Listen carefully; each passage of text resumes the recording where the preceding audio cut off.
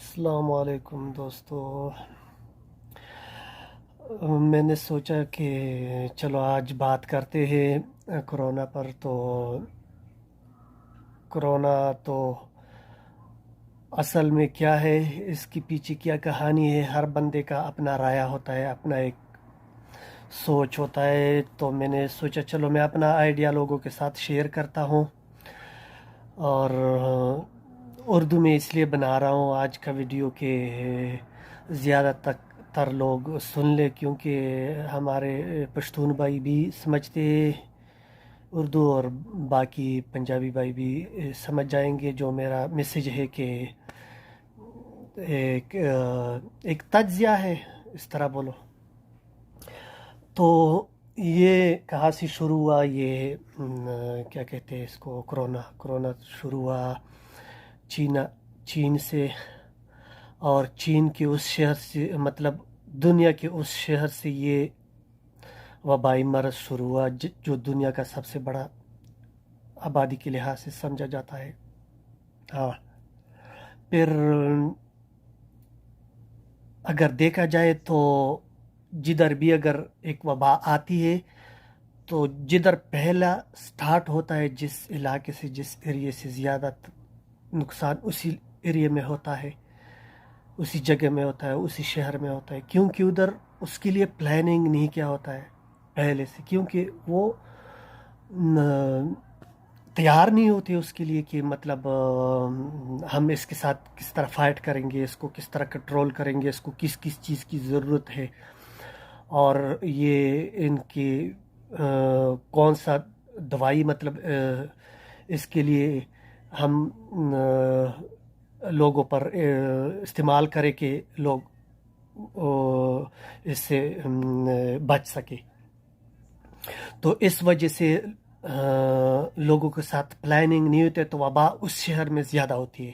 لیکن کرونا میں اس طرح نہیں ہوا۔ کیا چائنا والوں کو پہلے سے پتہ تھا کہ یہ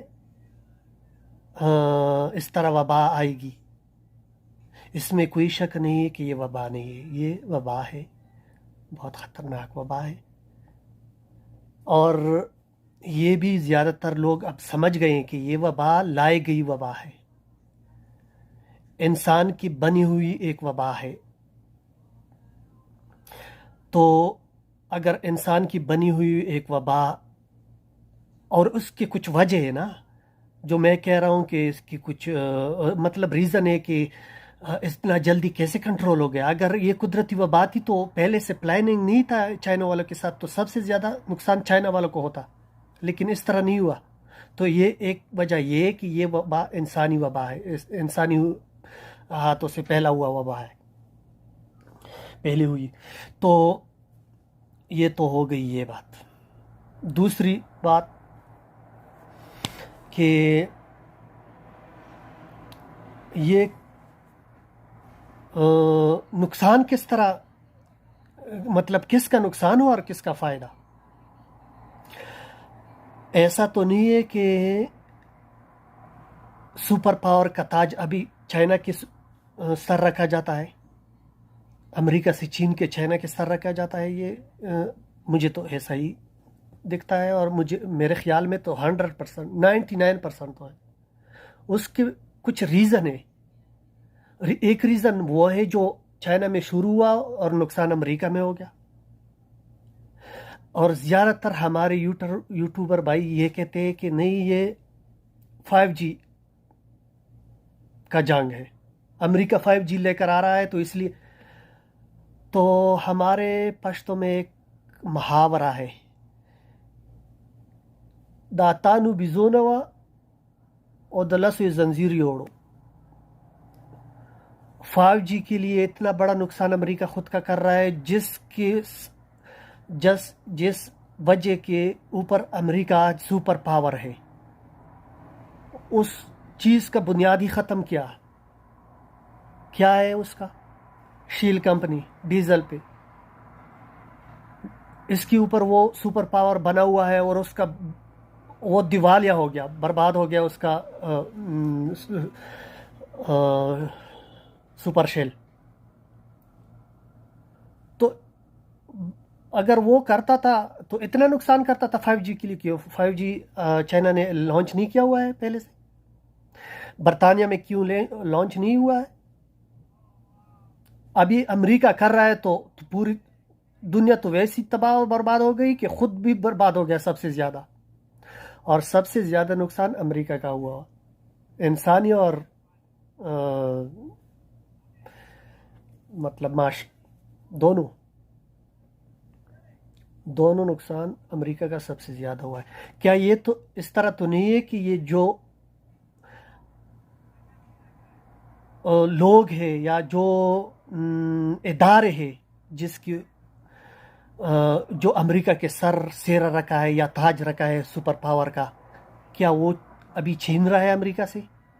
ہاں، ایسا ہی ہے، ابھی امریکہ ان سے یہ تاج چھین کر چائنا کے سر کے اوپر رکھ رہا ہے، اور سب سے زیادہ فائدہ ہے اس میں کرسچن، یہودی اور خود اقوام متحدہ کو ہوگا اس میں، اس کا کچھ ریزن ہے میرے پاس۔ ابھی پوری دنیا دو حصوں میں تقسیم ہونے والی تھی، ابھی ہوگی یا نہیں، لیکن 100% تھی اگر امریکہ سپر پاور ہوتا یا رہ جاتا ہے۔ امریکہ کے ساتھ کوئی مسلم ملک نہیں جانا چاہتا ہے یا ساتھ دینا نہیں چاہتا ہے۔ اب کیوں؟ اس کی پالیسی دوغلی ہے، وہ صرف کرسچن اور یہودوں کے لیے کام کر رہے ہیں یا سوچ رہے، وہ مسلمانوں کے بارے میں کبھی نہیں سوچ رہے۔ ہاں سوچ رہا ہے لیکن الٹا، پوری دنیا میں کیا کوحرام مچ گیا ہے امریکہ کی وجہ سے، تو ابھی وہ اگر دو ٹکڑوں میں تقسیم ہو جاتی تو جنگ کیا ہوگا؟ مسلم اور کرسچن، یا مسلم اور یہودی، اور یہ وہ طاقتیں جو آج دنیا کے اوپر راج کر رہے، اقوام متحدہ، اس میں کچھ لوگ ہیں، تو وہ نہیں چاہتے کہ یہ دنیا پھر تیسری جنگ عظیم میں چلی جائے۔ تو یہ کچھ ریزن ہے کہ اس وجہ سے میں کہہ رہا ہوں کہ اب امریکہ کے سر سے تاج اتر کر چائنا کے سر کے اوپر رکھ رہا ہے۔ ایک تو امریکہ نے مسلمان ممالک کے ساتھ کیا کوئی دوست نہیں ہے، سب سے نزدیک دوست جو تھا مسلم کنٹری میں امریکہ کا وہ سعودی تھا، ابھی وہ بھی ساتھ نہیں دے رہا ہے امریکہ کا۔ امریکہ کی پالیسی خود کے لیے اچھی تھی لیکن دوسروں کے لیے نہیں سوچتی تھی، اور اقوام متحدہ اس طرح نہیں چاہتی ہے، یا وہ طاقتیں نہیں چاہتی ہے کہ امریکہ اس طرح پالیسی چلائے۔ تو سارا نہیں ایکسپلین کیا صحیح طرح، تو کچھ فائدہ تو وہ تھا، لیکن سب سے بڑا فائدہ چائنا کو یہ پہنچ گیا کہ چائنا میں جتنی بھی کمپنیاں تھیں وہ سارے کے سارے چائنا نے خرید لیے، جو اس میں سب سے بڑی کمپنی آئی فون بھی شامل ہے۔ تو اس جنگ کا فائدہ سب سے زیادہ، یا اس کرونا کا فائدہ تو کسی کو نہیں ہوا دوسرے کنٹریوں کو، لیکن فائدہ صرف وہ ایک ملک ہے جو چائنا، اس کو فائدہ ہوا ہے۔ جتنا بھی بڑا کاروبار تھا، بڑا کارخانے، کمپنیاں سارے یہ چائنا نے خرید لیے۔ اور